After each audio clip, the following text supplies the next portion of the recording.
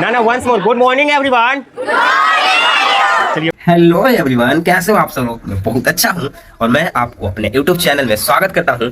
और मैं आज इनवाइट किया गया था अपने कोचिंग में, जहां मैं स्टडी किया था 10th क्लास में। तो एज अ स्पीकर वहां पे मैं गया था और बहुत सारा वहां पे मेरे एक्सपीरियंस रहे।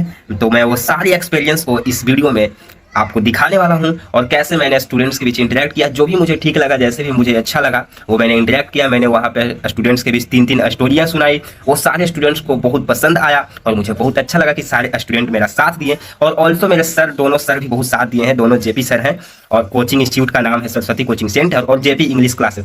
एक्चुअली मैं इसलिए गया था क्योंकि आज प्रोग्राम था, क्लास 10th का रिजल्ट आया था, तो उसमें बहुत अच्छा परफॉर्मेंस रहा है। हमारे यहाँ से जिला में 5th रैंक पे भी आए हैं लोग। स्टूडेंट जो है 476 मार्क्स लाए हैं 500 में। तो ये बीएससी बोर्ड में बहुत मायने रखता है।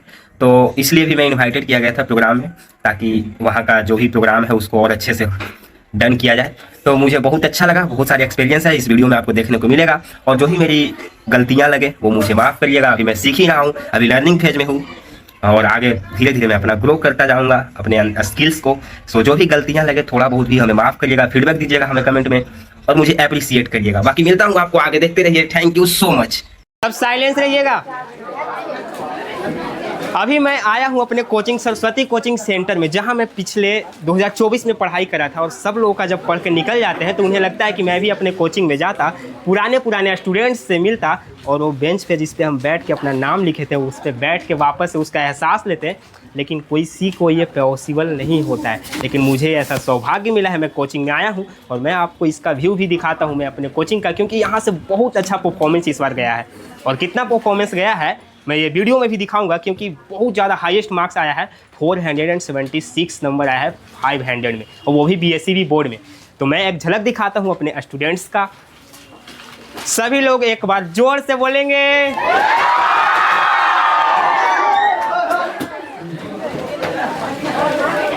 बाय। बहुत अच्छा। सबसे पहले आप सबको मेरे दिल से बहुत बहुत धन्यवाद। जो भी यहाँ पे टॉपर स्टूडेंट्स हैं उन सभी को बहुत बहुत धन्यवाद। कितना अच्छा आप लोग परफॉर्मेंस दिए हैं इस कोचिंग में। और उससे भी बड़ी बात, यहाँ पे जितने भी टीचर्स उपलब्ध हैं और पेरेंट्स हैं उन सभी को मेरे दिल के हार्ट वार्म से और ये पूरे कोचिंग की तरफ से थैंक यू वेरी मच, बहुत बहुत धन्यवाद। एक्चुअली क्या है ना कि आज का जो प्रोग्राम था ना, ये बहुत सारे लोगों को लग रहा है कि ये सिर्फ टॉपर को सम्मानित करने के लिए किया गया है और उनको प्राइज देने के लिए किया गया है। सबको ऐसा ही लग रहा है ना? अच्छा, ऐसा नहीं लग रहा है? क्या लग रहा है फिर? एक्चुअली हम बताते हैं क्या है ना कि आप लोग का बैच है 9th और 10th, है ना? सब यहाँ पे 9th और 10th के स्टूडेंट है। क्या है कि 10th का जो इस बार जो इतना अच्छा परफॉर्मेंस रहा है, तो इतना अच्छा मार्क्स आया है 400 एंड कितना है 476 नंबर है ना। इतना अच्छा हाई परफॉर्मेंस है, पिछले बार के मुकाबले बहुत अच्छा है। तो यहाँ पे इनवाइट इसलिए किया गया है ना कि आप लोग हैं आने वाले 9th और 10th वाले हैं, जो आने वाले फिर से 10th में आएंगे, तो इस बार और अच्छा परफॉर्मेंस देंगे। मैं आपको एक स्टोरी सुनाता हूँ। 2015 में सबसे पहले का पूरा 10 साल 12 साल पहले का पूरा टॉपर मिला के 2015 में एक सबसे हाईएस्ट मार्क्स लाया था 487। 500 में 487 मार्क्स लाया था। कितना लाया था? 487 मार्क्स लाया था। उसके पहले इतना हाईएस्ट मार्क्स कभी आया ही नहीं था 10th बोर्ड में, जितना वो स्टूडेंट लाया था। उसका नाम मैं अभी बताता हूँ, मेरे को याद नहीं है।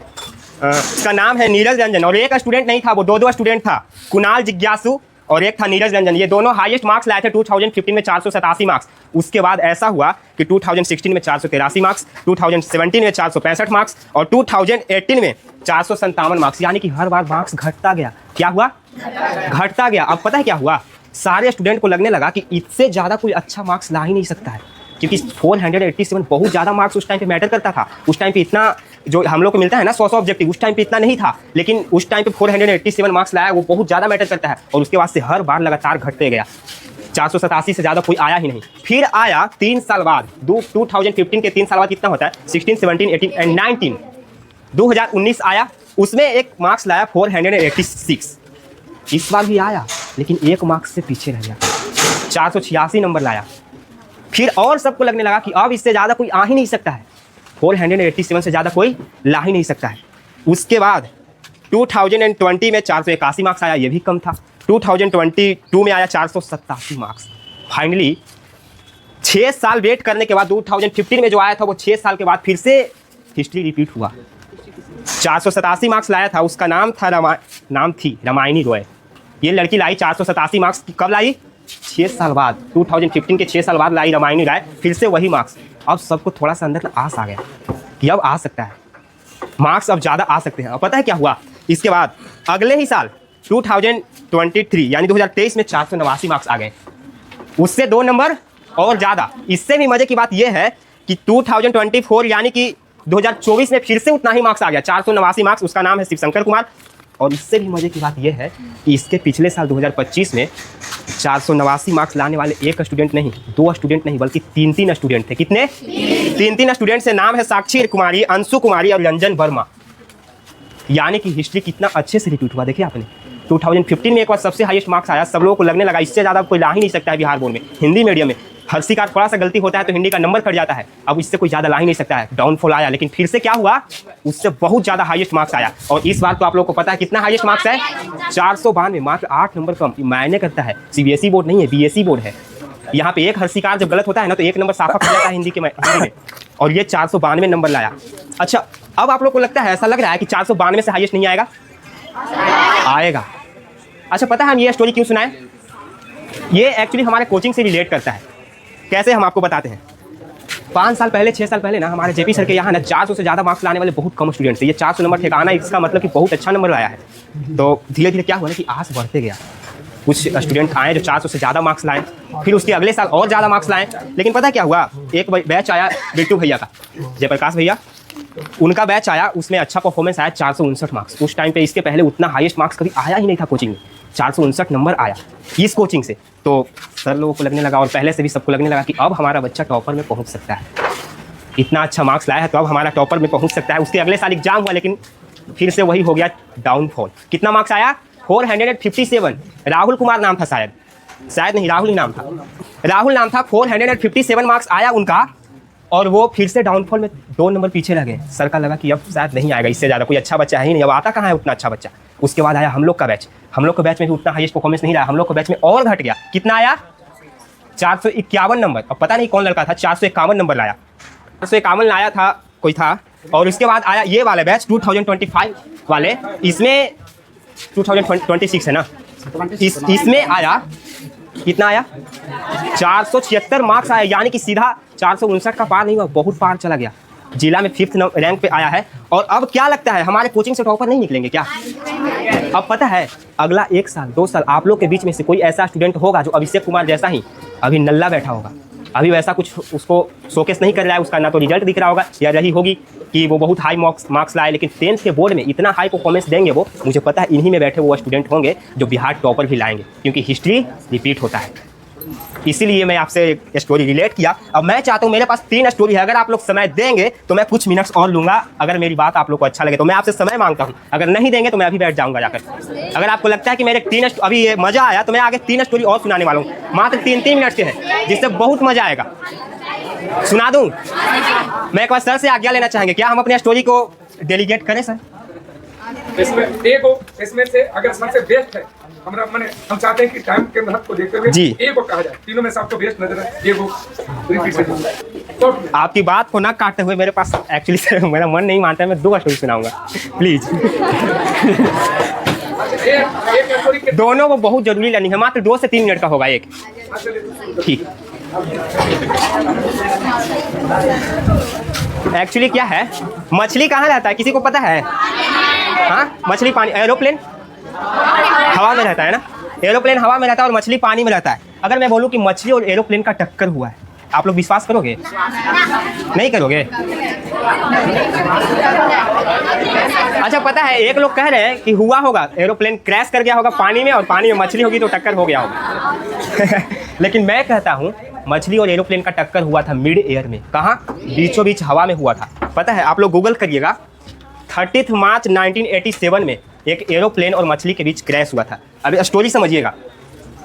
क्या था कि पायलट जब एरोप्लेन चला रहे थे तो ऊपर में ईगल के पैर में था मछली, और बहुत बड़ा मछली था। ईगल बहुत बड़ा होता है, वो बहुत बड़े मछली को शिकार करके ऊपर उड़ रही थी, और बहुत बड़ा मछली था। और एरोप्लेन के पायलट जो थे उनको दिख गया वो मछली, अब वो घबरा गया, और ईगल भी घबरा गया एरोप्लेन को देखकर। घबराहट में उससे छूट गया मछली जैसे ही छूटा, एरोप्लेन का जो विंड था उससे टकराया। ड्राइवर वहाँ पे बोला है, ड्राइवर देख के बोला है कि हम जब देखे थे तो उसका जो टकराया था ना, वो उसका पंख मेरे विंड से टकराया था। जब एरोप्लेन नीचे लैंड किया, टेक ऑफ किया, मैं आपको उसका नाम भी बताता हूँ। हाँ, अलास्का एयरलाइन था, अलास्का एयरलाइन था। वो टकराया, जब नीचे उतरा एरोप्लेन में चेकिंग किया गया, नीचे बाहर आके पायलट जब चेक किए तो ब्लड्स लगे हुए थे, और जो उस मछली से जो चमकीला टाइप निकलता है ना, वो उस पर लगा हुआ था और ब्लड्स लगे हुए थे। इससे प्रूफ हुआ, क्या प्रूफ हुआ? The moral of the story is that इस दुनिया में कुछ भी पॉसिबल हो सकता है। जब मछली हवा ऊपर टकरा सकता है एरोप्लेन से, तो इस दुनिया में कुछ भी पॉसिबल हो सकता है। और ये मैं कोई कहानी नहीं बता रहा हूँ, ये आप गूगल करिएगा। 30 मार्च को 1987 को टकराया था मछली और एरोप्लेन। आप लोग गूगल करिएगा कि फिश एंड एरोप्लेन का टक्कर कब हुआ था, और उसका स्टोरी पढ़िएगा, मजा आएगा। इससे यही सीखने को मिलता है कि हमारे कोचिंग में भी जो स्टूडेंट्स हैं वो एक न एक दिन फिर से वो मार्क्स लाएंगे। जब ये चीज़ हो सकता है, ऐसा जो कभी हम लोग सोचे नहीं है, तो ये भी होगा कि यहाँ से एक बार टॉपर निकलेगा। स्टोरी नंबर 2, मजा आया? बहुत जल्दी खत्म हो गया ना। स्टोरी नंबर 2 क्या है? मेरे पास कुछ चीज़ है, जादू नहीं करेगा। नाम सुन पा रहे हैं? ये क्या है? ऐसा नहीं समझेगा मैं कंजूस हूं, मेरे घर में यही पड़ा था तो इसलिए लाया। कौन इतना छोटा सा 2 मिनट के लिए हम इतना बड़ा पेंसिल लेने जाए? ये छोटा मेरे घर पे पड़ा था इसलिए मैं लाया। ये पेंसिल जो है, क्या बोले हो? ये क्या है? और ये इरेजर। ये क्या है? इरेजर। ये रबड़ है। पता है ये दोनों का दोस्ती बहुत अच्छा है, पता है? कभी कभी ना हम लोग के बीच दोस्ती ऐसा होता है ना कि मतलब एकदम जिगरी दोस्त, थोड़ा सा गलती करे तुमको गलती करने नहीं देंगे, गलती करे तो सुधारेंगे। ऐसे दोस्त होते हैं कभी कभी, आप लोग के बीच भी होंगे, हाँ या ना? है ऐसे कोई एक आध दो? पता है ये पेंसिल और रबड़ की दोस्ती थी। एक बार पेंसिल ने इससे रबड़ से अचानक कहता है थैंक यू यार, और बोलता है सेठिया गया क्या? अपने लवली फ्रेंड्स में इतना ज़्यादा थैंक यू अच्छा नहीं लगता। हम लोग जब को फ्रेंडली रहते हैं ना बहुत ज़्यादा, तो दोस्त के बीच जब थैंक यू बोलता है तो अच्छा नहीं लगता है कि क्या यार अपना दोस्त होकर तुम ऐसे थैंक यू बोलते हो, अच्छा नहीं लगता। हाँ या ना? इसका कहानी अच्छा लग रहा है। मैं जो बोल रहा हूँ ये सही है या नहीं?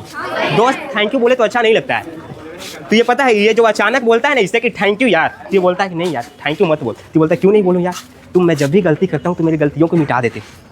हाँ या ना? क्या ये गलतियों की इसको मिटाता है? यार तू इतना ही नहीं करता है, तुम कभी कभी इधर से साफ हो जाता है, कभी इधर से साफ हो जाता है, और कभी कभी पूरे साफ हो जाता है। हमारी गलती को मिटाने में कभी इधर से साफ होता है, कभी इधर से, और कभी पूरा साफ हो जाता है। तो कैसे ना मैं तुम्हें थैंक यू बोलूँ? अब पता है ये इरेजर की तरह ना हमारे बीच हमारे माता पिता और हमारे टीचर हैं, जो हमारी गलतियों को छुपाते हैं, जो हमारी गलतियों पर अपना मलहम लगाते हैं। हमें ना इस इरेजर को एक बार थैंक यू जरूर बोलना चाहिए, और हमें इन्हें भूलना नहीं चाहिए, क्योंकि अगर इस पेंसिल के साथ ये नहीं रहेगा, क्या लगता है ये कभी आगे बढ़ पाएगा या कभी आप लोग इसका यूज करेंगे? The moral of the story is that हमारे लिए हमारे पेरेंट्स एंड हमारे टीचर्स बहुत मायने करते हैं हमारी करियर के लिए, तभी आप लोग आगे ग्रो कर पाओगे। क्या मेरा स्टोरी पसंद आया? क्या मैंने 2-2 मिनट से ज़्यादा लिया क्या? तीसरा स्टोरी भी कह दूँ? कह दे, कह दे। ये 1 ही मिनट का है।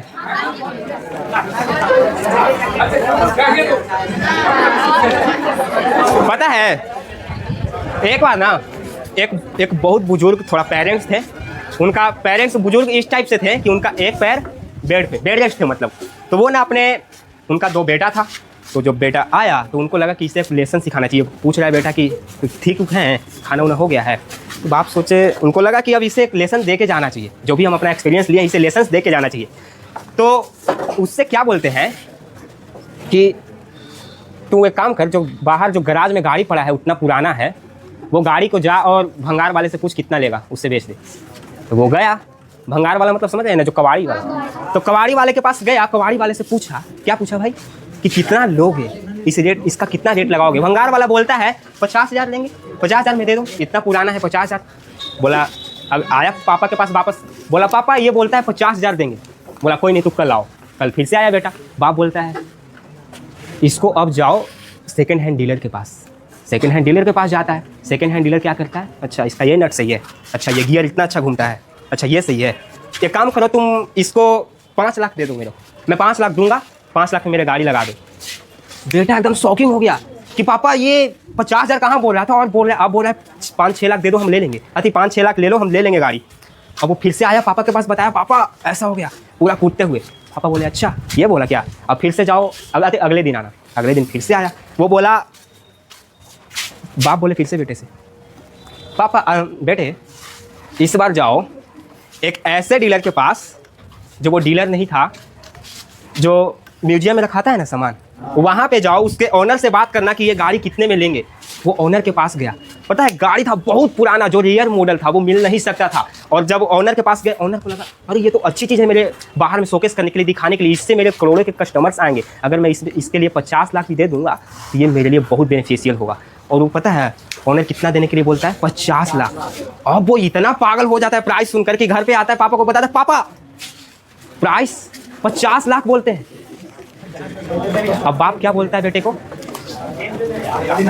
बाप ये बेटे को सिखाते हैं कि बेटा पता है हमारी ज़िंदगी भी ना ऐसे ही वैल्यूएबल होती है, जगह का कदर होता है। हमारे बीच जो दोस्त होते हैं ना, अगर आपको लगता है कि हमारे दोस्त से आपके अंदर वैल्यू क्रिएट नहीं हो रहा है, आपका वैल्यू डाउन हो रहा है, तो आप वैसे जगह पे जाओ, आप वैसे दोस्त बनाओ जिससे आपका वैल्यू बढ़े, जिससे लगे कि मैं अपने लाइफ में इंक्रीज हो रहा हूँ। आप ऐसे जगह पे मत रहो जहाँ पे आपका वैल्यू कम हो, जहाँ पे आपका दाम कम लग रहा हो। क्या ये स्टोरी का लर्निंग था? मोरल ऑफ द स्टोरी क्या है कि हमें वैसे दोस्त बनाना चाहिए, हमें वैसे संगति में रहना चाहिए जहाँ पे हमारा वैल्यू बढ़े। इतना ही नहीं, मैं इस मिथ को चेक करने के लिए मैंने पता है क्या किया, मेरे हाथ में ये वॉच है, देख रहे हैं आप, क्या आपने ऐसे वॉच देखा है? मैं एक दो लोगों को दिखाना चाहूँगा, क्या आपने ऐसा वॉच देखा है?